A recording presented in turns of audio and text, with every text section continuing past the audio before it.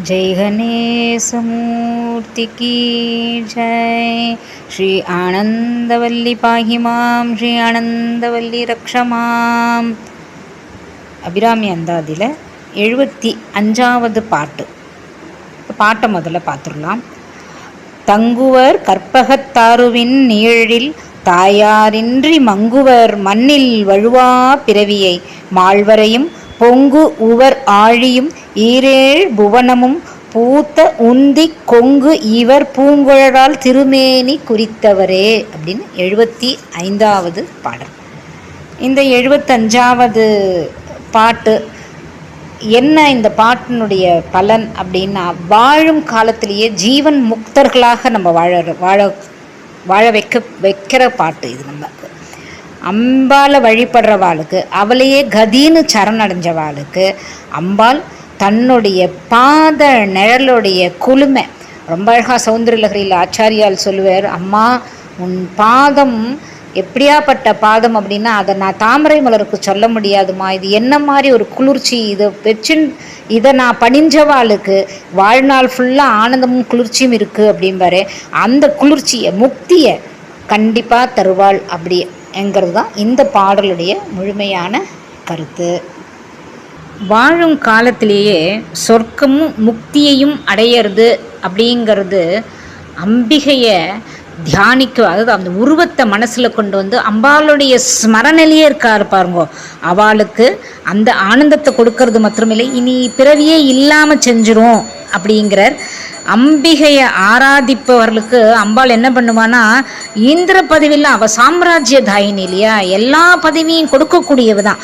ஆனால் இந்த இந்திர பதவி நீங்கள் அம்பாளுடைய பக்தாளுக்கு, அம்பாளையே நினச்சின்னு தியானம் பண்ணிட்டு இருக்கிறவாளுக்கு நீங்கள் என்ன பதவி கொடுத்தாலும் அவள் அதை ஏற்க மாட்டா, அவளுக்கு வேண்டாம் அப்படின்னு. ஏன்னா அந்த திருக்கோலமும் அந்த இணையடி நிழல் அதில் தியானிச்சுண்டு அம்பாளுடைய ஒன்றி போனவாளுக்கு அந்த மகிழ்ச்சி தான் பெரிய மகிழ்ச்சியாக இருக்கும்.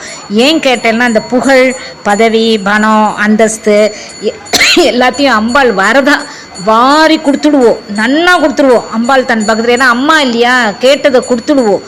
ஆனால் இதனால் நமக்கு என்ன சந்தோஷம் வரும், ஆனந்தம் வரும்? ஏன்னா இதெல்லாம் அழியக்கூடியது, மாறக்கூடியது. இந்த அழியக்கூடியதுலேயும் மாறக்கூடியதுலேயும் நமக்கு இது நிலையே இருக்காது, நிலையான ஒரு வஸ்து கிடையாது. இதில் நமக்கு எப்படி ஆனந்தம் இருக்கும்? இதில் அவஸ்தை தான் ஜாஸ்தி.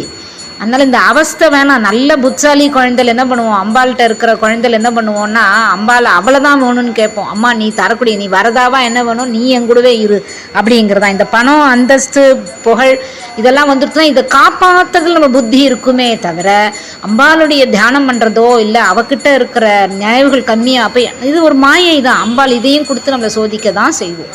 இது வேண்டான்னு ஒதுக்கி வரவும் நமக்கு தெரியணும். அதனால்தான் அம்பாளை தியானம் பண்ணுறவா இல்லை அம்பாளோடய இருக்கிற பக்தாளுக்கு அவளுக்கு எது மேலேயும் ஆசை கிடையாது, ஆசையும் வைக்க மாட்டா. அம்பாள் நன்னாவே வச்சுருப்பான் அந்த பக்தால. அந்த திருவுருவ தரிசனமும் பாதத்தையும் கொடுக்கறது எப்படி இருக்குன்னா, வாழும்போதே முக்தி மாத்திரம் இல்லை. அதுதான் அவர் இந்த வார்த்தையை சொல்கிறார். என்ன சொல்கிறவர்? தங்குவர் கற்பகத்தாருவின் நிழலில் அப்படிங்கிறார். கற்பக மரம் கேட்டதெல்லாம் கொடுக்கக்கூடியது தான் கற்பக மரம். கற்பக மரம் என்னத்தை இப்போ இவா என்ன சொல்கிறாருன்னா, அதுக்கு தான் அழகான ஒரு வார்த்தை சொல்கிறார், தங்குவர் அப்படிங்கிறார். கேட்டதை வாங்கிட்டு திருப்பி அவள் கற்பக மரத்துலேருந்து வெளியில் வந்துடல. அந்த கற்பகத்தாருவின் தங்கிட்டாலாம் அப்படின்னா என்ன அர்த்தம்? யாரால் போய் தங்க முடியும்? ஜீவன் முக்தர்களால் தான் போய் அந்த நிழலில் நிம்மதியாக உட்காந்துக்க முடியும். ஏன்னா அவளுக்கு வேறு எதுவும் கேட்கணுங்கிற எண்ணம் இல்லை.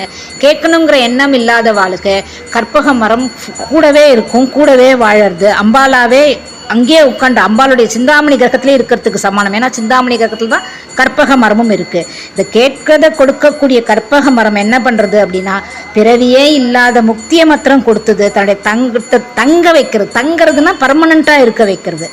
7 புவனத்தையும் 7 கடலையும் மலைகளையும் அந்த திருவுந்தி அம்பாளுடைய பெற்றெடுத்த அந்த அம்பாளுடைய வயிறு இருக்கே, அந்த அந்த அழகான அம்பாளுடைய உருவத்தையும் அந்த மனம் பரப்பக்கூடிய அந்த சிகையையும் அந்த அம்பாளுடைய கூந்தலையும் இதை மனசில் பதிச்சுன்றவாளுக்கு இன்னொரு தாய் இல்லாமல் பண்ணலாம். அம்பாலே தாயே என்ன பண்ணுவா, தாயே ஆகி தயான தத்துவனே அப்படின்னு வர்ற மாணிக்கவாசகர் அந்த மாதிரி அப்படியே மனசில் அவளே நின்றுடுவா முழுஷா. ஈன்றெடுப்பால் ஒரு தாயும் இல்லை அப்படின்னு அபிராமி பட்டர் இன்னொருத்திலையும் சொல்லியிருப்பார். அந்த மாதிரி இன்னொரு பிறவி இல்லாத ஜீவன் முக்தர்களாக வாழும் காலத்திலேயே நம்மளை கற்பக மரத்தில் தங்க வைக்கிறது மட்டும் இல்லை, இந்த புவனத்தை படைச்சவளுக்கு அப்பா இனிமேல் நீ என் கூடவே இரு, என்னோடையே இரு, இனிமேல் உனக்கு போய் போய் போய் திருப்பி திருப்பி இந்த மாய சுழலில் போய் நீ மாட்டிக்க வேண்டாம் அப்படின்னு ஆனந்தத்தை கொடுத்து தன் கூடவே